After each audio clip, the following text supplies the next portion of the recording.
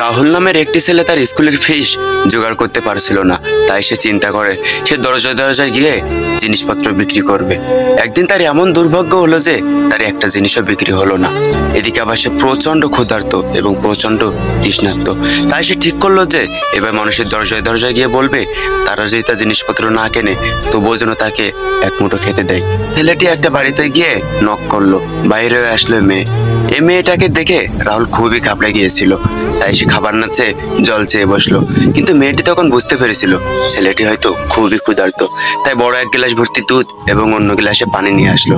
ছেলেটি কিছু না ভেবেই মেয়েটির হাত থেকে দুধের গ্লাসটি নিয়ে ধীরে ধীরে পান করতে লাগলো। ছেলেটি দুধ পান করার শেষে মেয়েটিকে বলল, কত টাকা হয়েছে?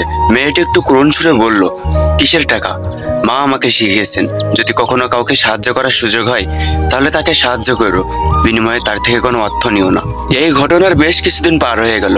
একটা সময় মেয়েটির খুব অসুখ হলো, উপায় না পেয়ে ডাক্তারের কাছে নিয়ে যাওয়া হলো। ডাক্তার রোগ খুঁজে পায় না, কি করবেন কিছু ভেবে পাচ্ছেন না। অবশেষে কোনো উপায় না পেয়ে বড় একটা হাসপাতালে ভর্তি করার পরামর্শ দেয়। অবশেষে উপায় না পায় মেয়েটির পরিবার তাকে বড় হাসপাতালে ভর্তি করতে বাধ্য হয়। বিশেষজ্ঞ ডাক্তারকে ডাকা হলো মেয়েটিকে পরীক্ষা করার জন্য। মেয়েটির নাম শুনে যেন যে ডাক্তারের চোখের কোণে কেমন একটা চমক লেগে গেল। ডাক্তারবাবু তাড়াহুড়ো করে মেয়েটির বেডের কাছে গেলেন এবং মেয়েটিকে দেখে সে প্রথমবারই চিনতে পারলেন।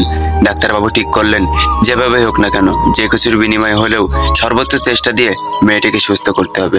ডাক্তারবাবু সেবায় মেয়েটি কিছুদিনের মধ্যেই সুস্থ হয়ে যায়। ডাক্তারবাবু হসপিটালের অফিসে গিয়ে মেয়েটির বিল নিয়ে নিলেন এবং বিলের নিচের এক কোণে কিছু একটা লিখে দিলেন। কিছুদিন পর মেয়েটির হাতে বিলটি পৌঁছালো। মেয়েটি বিলটি দেখে একেবারে চমকে গেল, কারণ এত বড় অসুখ থেকে সে তো সুস্থ হলো, কিন্তু এই বিলটির হাত থেকে বাঁচার তার কোনো উপায় নেই। মেয়েটি বিলটি পল্টে পল্টে একদম শেষ প্রান্তে গিয়ে দেখলো নিচে একটি কোণে লেখা আছে, এক গ্লাস দুধের বিনিময়ে বিলটি সম্পূর্ণভাবে পরিশোধ করে দেওয়া হয়েছে। নিচে রয়েছে ডাক্তার রাহুলের স্বাক্ষর। বিলটির নিচে 2 লাইন লেখা দেখে মেয়েটি খুশিতে আত্মহারা হয়ে নিজের অজান্তে 2 ফোঁটা পানি বিলটির উপরে পড়ে। মেয়েটি 2 হাত তুলে আল্লাহর কাছে দোয়া করে, হে আল্লাহ, আপনাকে অসংখ্য ধন্যবাদ। আপনার ভালোবাসা মানুষের হৃদয়, মানুষের হাতে হাতে পৌঁছে গেছে। এই গল্প থেকে পুরোপুরিভাবে একটা কথাই ভেসে আসে, সেটা হলো মানবতা।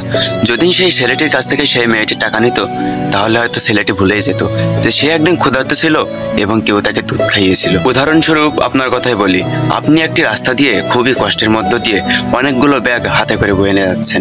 যদি একজন দয়াবান মানুষ আপনার সেই 2টি ব্যাগ বয়ে দেয় তাহলে আপনি অনেক খুশি হবেন, কিংবা যদি সেই 2টি ব্যাগ কোনো কুলির কাছে দেন, বিনিময়ে আপনি তাকে অর্থ দেন, তাহলে কিন্তু আপনি কখনোই তার কথা মনে রাখবেন না। কিন্তু যদি কেউ আপনার সেই 2টি ব্যাগ বয়ে দেয় কিংবা আপনাকে কেউ উপকার করে, তাহলে যখনই আপনি সেই রাস্তাতে যাবেন না কেন তার কথা অবশ্যই আপনাকে মনে পড়বে। এটার নামই মানবতা। সুতরাং সবকিছু অর্থতে পাওয়া যায় না, আর যেটা অর্থতে পাওয়া যায় তার কথা কখনো মনেই থাকে না, আর যেটা মানবতার খাতিরে পাওয়া যায় সেটার কথা সারা জীবন মনে থাকে। এবং আল্লাহ তাআলা সেই মানবতার প্রতিদান শুধু আসলে ফিরিয়ে দেন। তাই কখনো সাহায্য করার সুযোগ পেলে ছাড়বেন না, কারণ সাহায্য করার সুযোগ বারবার আসে না।